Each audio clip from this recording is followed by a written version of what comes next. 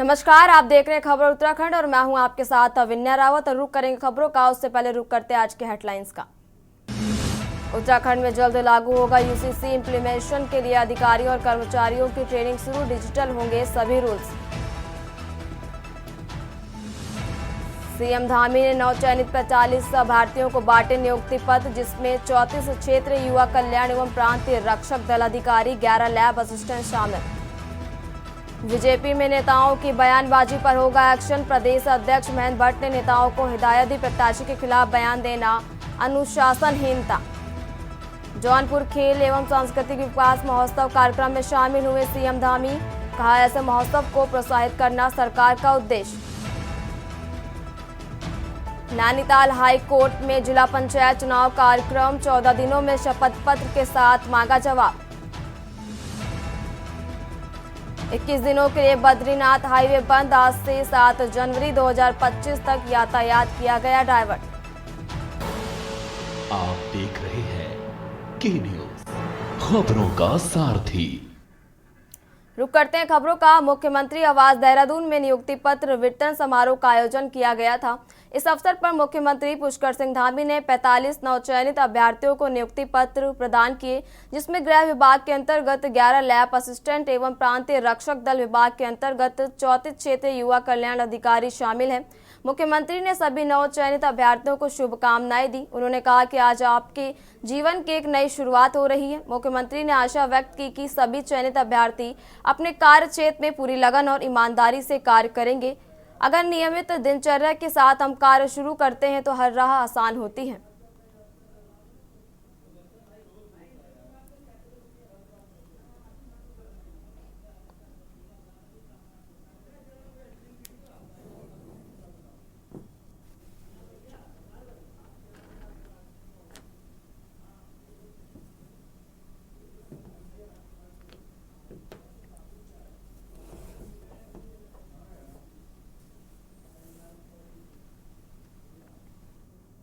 रुक करते हैं अगली खबर का। कैबिनेट मंत्री गणेश जोशी ने हाथीबड़ कला देहरादून स्थित कैंप कार्यालय में अधिकारियों की बैठक ली। बैठक में विभिन्न विकास कार्यों की समीक्षा की गई।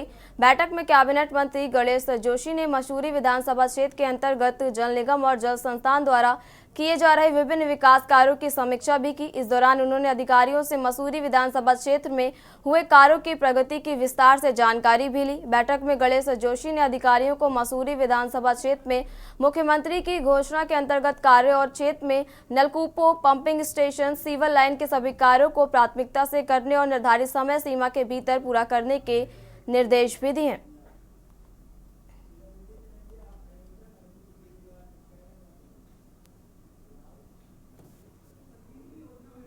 और सीधा रुक करते दिल्ली का, जहां आप संयोजक अरविंद केजरीवाल क्या कुछ कह रहे हैं, सुन लेते हैं। थैले में दिया जाता है, जहां पहुंचते हैं वहां पे फिर बस का इंतजाम रहता है, होटल फ्री होता है और आपका आने जाने, रहने, खाने पीने का सारा खर्चा सरकार देती है। बदले में हमें और दिल्ली के 2 करोड़ लोगों को दुआएं मिलती हैं, जिसकी कोई कीमत नहीं होती।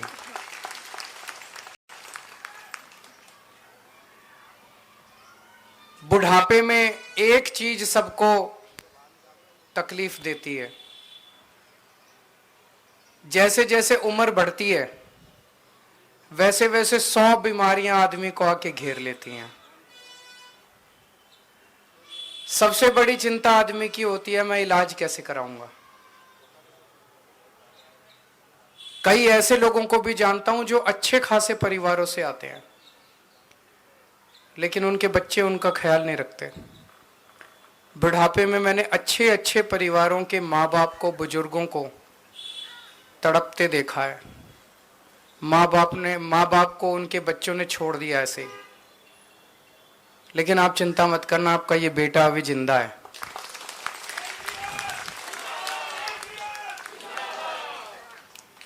रामायण में एक कहानी पढ़ते हैं ना,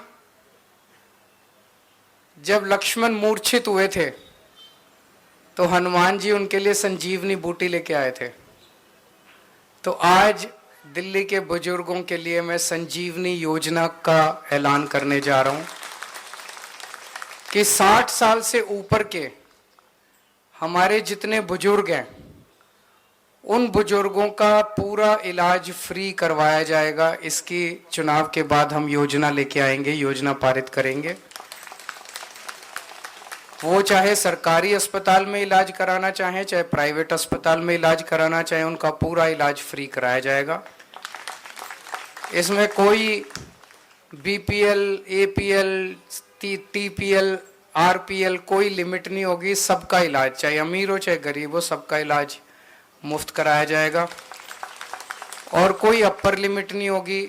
आप जितना आपका बीमारी पे खर्चा आएगा उसका सारा खर्चा दिल्ली सरकार वहन करेगी। और इसके लिए रजिस्ट्रेशन 2-3 दिन में चालू हो जाएगा। लेकिन आपको रजिस्ट्रेशन कराने के लिए कहीं जाने की जरूरत नहीं है। आपके घर हमारे आम आदमी पार्टी के कार्यकर्ता आएंगे और आपका रजिस्ट्रेशन करके जाएंगे। आपको एक कार्ड देंगे, वो कार्ड रख लेना, संभाल के रखना। और चुनाव के बाद जैसे ही हमारी सरकार बनती है, ये योजना पास करके आपके बुढ़ापे में आपको स्वस्थ रखने की जिम्मेदारी आपका ये बेटा पूरी करेगा। बदले में बस आप अपना आशीर्वाद देना, मुझे देना, दिल्ली वालों को देना, देश को देना, दुनिया को आशीर्वाद देना कि सब लोग सुखी रहें, खुश रहें, स्वस्थ रहें। बहुत बहुत शुभकामनाएं।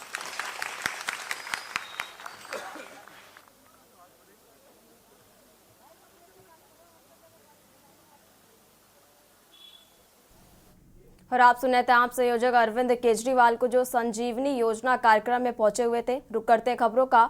खबर लक्सर से, जहां हरियाणा के पूर्व मंत्री एवं पूर्व सांसद अवतार सिंह भडाना के अपना जन्मदिन मनाया। इस मौके पर कई साधु संतों ने भी शिरकत की, लेकिन इसी दौरान क्षेत्र से आई लोगों की भारी भीड़ भी उमड़ पड़ी। लोगों को कंबल व जर्सी देने का वादा कर जन्मदिन के मौके पर बुलाया गया, लेकिन कंबल और जर्सी न मिलने से नाराज लोगों ने कार्यक्रम स्थल पर ही हंगामा शुरू कर दिया। मौके पर पहुंची पुलिस ने लोगों को धमकाया कर तीतर भीतर किया। क्या क्या कहा महिलाओं ने।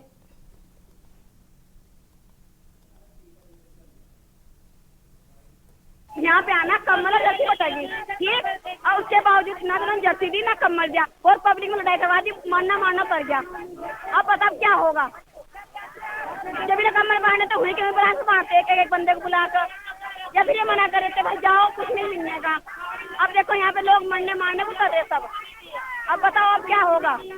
हमारे गाँव में आए थे, तुम 4 पहियों कार लेगा और हमें देखा है तो हमें कुछ भी ना दे तो हम रात को कहाँ जाएंगे नंदपुर में इतनी दूर।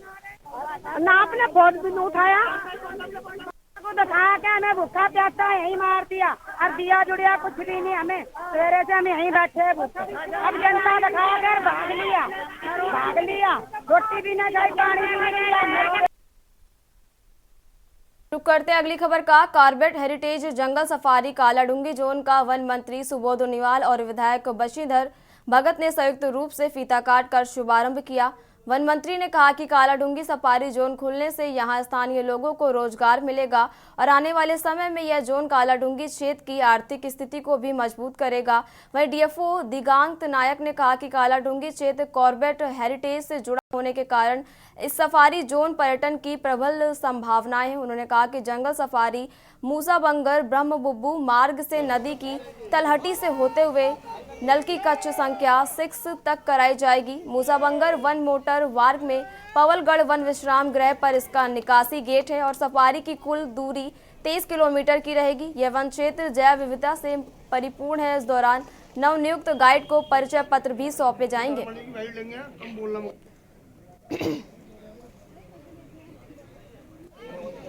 सफारी है जो प्रारंभ हो रही है, ये बहुत बड़ा सौभाग्य है। हमारे ओजस्वी माननीय मुख्यमंत्री पुष्कर सिंह धामी को मैं कोटि कोटि धन्यवाद देता हूँ और हमारे विधायक महोदय बंशीधर भगत जी भी, उन्होंने भी इसमें सहयोग किया और माननीय अजय भट्ट सांसद, तीनों का बहुत बड़ा प्रयास है। मैंने इस बात को उठाया और अपने स्थानीय लोगों में कोटाबा खंड के लिए, जब मैं नैनीताल था तो मैं बार बार सफारी के लिए चिल्लाता था कि जोन खुलना चाहिए, जोन खुलना चाहिए। मैंने नैनीताल माननीय मुख्यमंत्री से कहा और उनसे कहा, मैंने दीवान सिंह जी से भी कहा कि मतलब इस क्षेत्र में क्या विकास होगा। तो मेरी मुख्यमंत्री गंभीरता से बात को लिया और बार बार मैं विधायक महोदय के पास भी जाता था कि इस काम को होना चाहिए। चाहे लड़वागढ़ का मैंने समस्या उठाई, तो बहुत बड़ा सहयोग आज भारतीय जनता पार्टी के संगठन ने किया है। यहाँ पे आज कॉर्बेट हेरिटेज सफारी का स्टार्ट हो रहा है। 17 तारीख को हम माननीय वन मंत्री जी के द्वारा इसका उद्घाटन किया है और कल से ही यहाँ सफारी स्टार्ट हो जाएगा।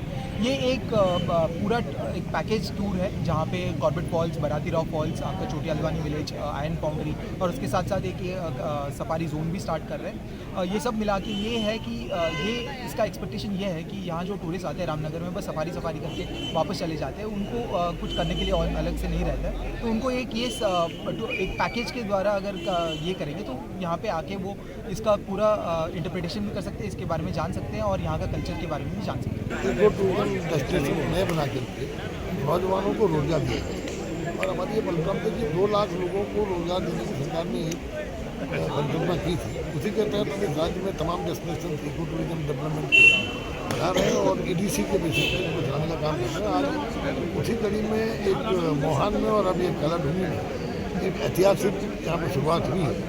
2 यहाँ पर आज सफारी के लिए एक गेट कलाढूंगी और एक मोहन में आज शुरुआत की गई। इसमें लोग पहला गेट कलाढूंगी का है और इसमें 30 सफारियाँ सुबह और 30 शाम के चले करेंगे और सैकड़ों बच्चों को इसके अलावा इसमें रोजगार मिलेगा। मुख्यमंत्री पुष्कर सिंह धामी ने मुख्यमंत्री आवास देहरादून में गृह विभाग के अधीन 6 फॉरेंसिक लैब वाहनों का फ्लैग ऑफ किया। 65 लाख की लागत वाले प्रत्येक फॉरेंसिक लैब वाहन में drug detection kit, explosive kit, fingerprint kit, foot print kit, वहीं DNA kit, fridge generator, cyber सुरक्षा से संबंधित सॉफ्टवेयर, वीडियो कैमरा और अन्य सुविधाएं उपलब्ध हैं। इन फॉरेंसिक लैब वाहनों के माध्यम से किसी भी आपराधिक घटना की मौके पर ही प्राथमिक प्रशिक्षण संभव हो जाएगा। प्रथम चरण में ये फॉरेंसिक लैब वाहन देहरादून, हरिद्वार, नैनीताल, उधम सिंह नगर, नैनीताल, अल्मोड़ा और श्रीनगर भेजे जा रहे हैं। बाद में सभी जनपदों के लिए यह व्यवस्था की जाएगी। इन वाहनों के लिए राज्य को केंद्र सरकार से 3.92 करोड़ की धनराशि मिली है।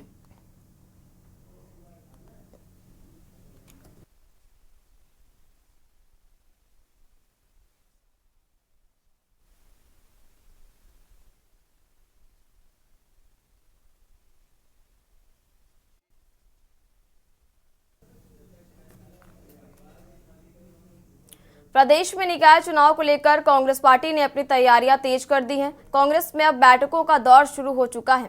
आज कांग्रेस के प्रदेश सह प्रभारी सुरेंद्र शर्मा ने निकाय चुनाव की तैयारी को लेकर आज कांग्रेस प्रदेश मुख्यालय में कांग्रेस कार्यकर्ताओं और पदाधिकारियों के साथ बैठक कर चुनाव की तैयारियों का जायजा लिया। वहीं प्रदेश सह प्रभारी सुरेंद्र शर्मा ने कहा कि कुछ समय पहले ICC के द्वारा जिला प्रभारी नियुक्त किए गए थे, वे अपने अपने क्षेत्र में जाकर मॉनिटरिंग कर रहे हैं और चुनाव की रणनीतियां तैयार कर रहे हैं। इसको लेकर आज भी बैठक हुई और निकाय चुनाव में कांग्रेस पार्टी बेहतर प्रदर्शन करने जा रही है।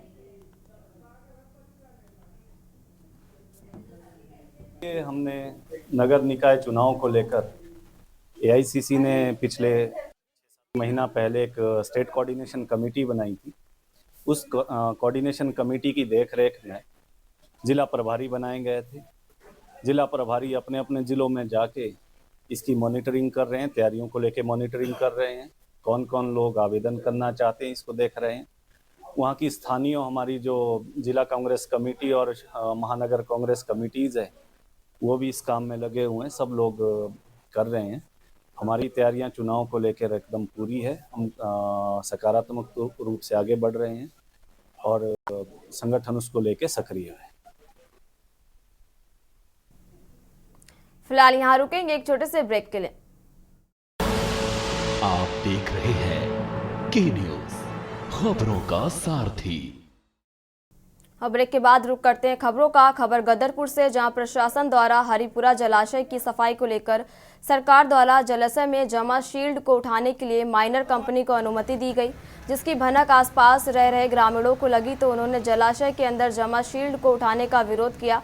बताते चले कि हरिपुरा जलाशय का निर्माण सन 1974 में भारत सरकार द्वारा कराया गया था। उस समय जलाशय के आसपास रह रहे ग्रामीणों की जमीनों का अधिग्रहण किया गया था। ग्रामीणों का आरोप है कि जलाशय बनने के समय सरकार ने जमीनों का तो अधिग्रहण कर लिया, लेकिन बदले में उन्हें आज तक जमीन नहीं दी, जिसको लेकर आज ग्रामीण जलाशय के अंदर जमा शील्ड को उठाने का विरोध कर रहे हैं। मौके पर पहुंचे सिंचाई विभाग के अपर अभियंता विशाल कुमार ने ग्रामीणों को समझाने की कोशिश की, लेकिन ग्रामीण नहीं माने।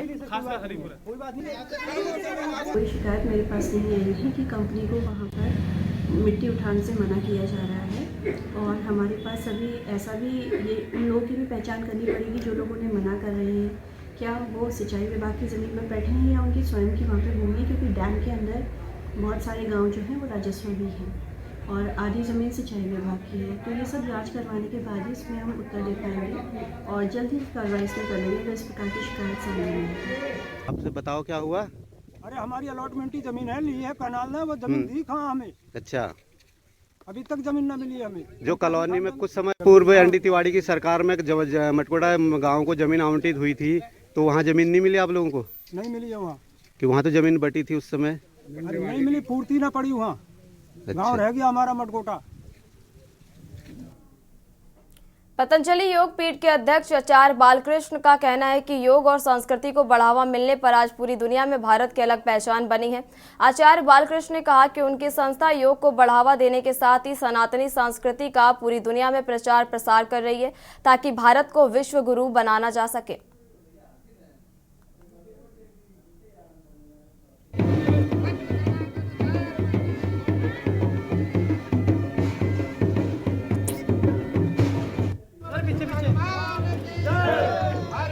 इसको विश्वव्यापी बनाने का एक हमारा लक्ष्य था, उसी के लिए उसकी स्थापना हुई है और आज हमें यह सोच कहीं ना कहीं हमें शगुन प्रदान करता है कि आज पूरे विश्व में कहीं ना कहीं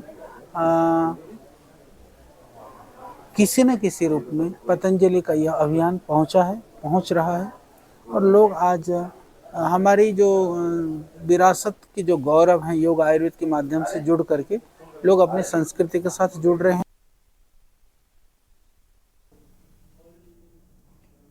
अल्मोड़ा हल्द्वानी हाईवे पर चलते ट्रक में आग लग गई। कबाड़ लेकर हल्द्वानी की तरफ जा रहे ट्रक में आज सुबह 3 बजे अचानक आग लग गई।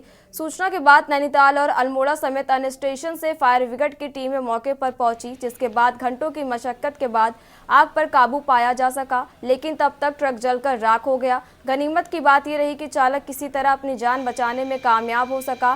बताया जा रहा है कि कूड़े से भरा ट्रक अल्मोड़ा से हल्द्वानी की तरफ जा रहा था और राती घाट के बाद ट्रक में आग पकड़ ली।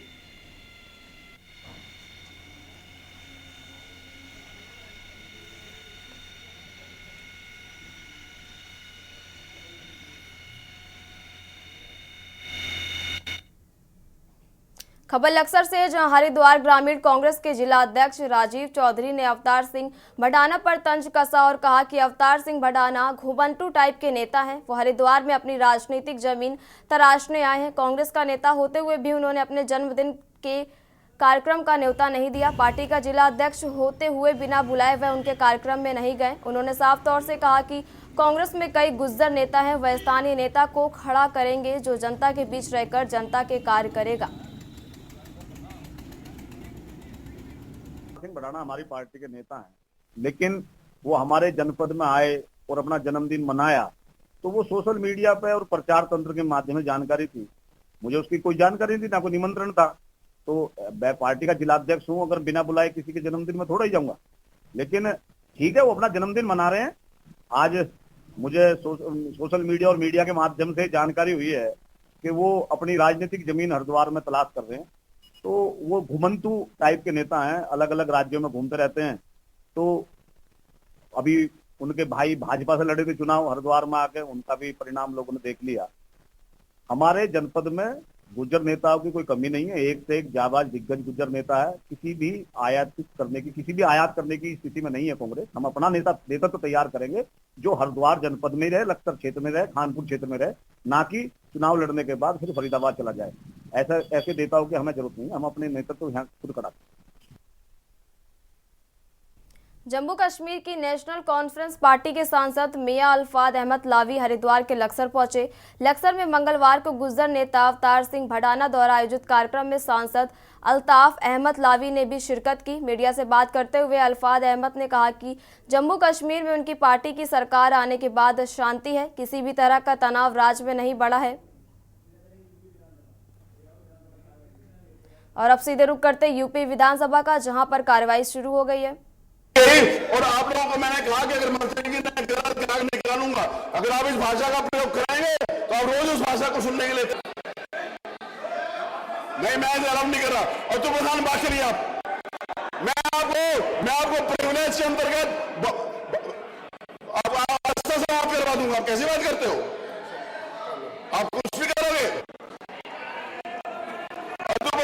उठा के बाहर फेंक दीजिए।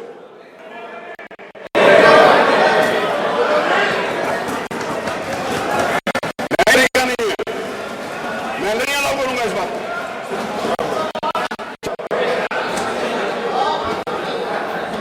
श्रीमान अतुल प्रसाद सत्र के लिए बाहर निकाले जाते हैं। ये क्या हो रहा है? होता रहा है, ये होता, आप करते रहे हो ये बात, ये आप करते रहे हो क्या, और आपको पता नहीं है क्या हो रहा है।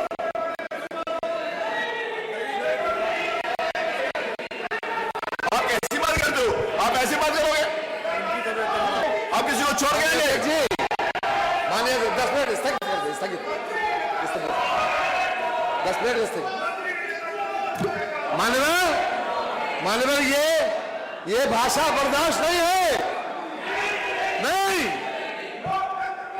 ये मानवर हमारे लोगों ने कोई मुंह में, ये गलत बात, मुंह नहीं सिल रखे हैं मानवर।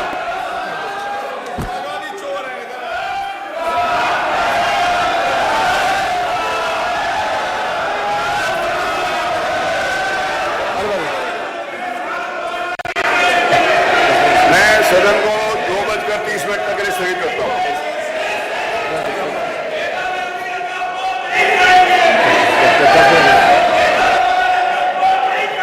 और 2:30 बजे तक यूपी विधानसभा की कार्रवाई को स्थगित कर दिया गया। फिलहाल इस बुलेटिन में इतना ही। आप देखते रहिए के न्यूज़ इंडिया। नमस्कार। आप देख रहे हैं के न्यूज़, खबरों का सारथी।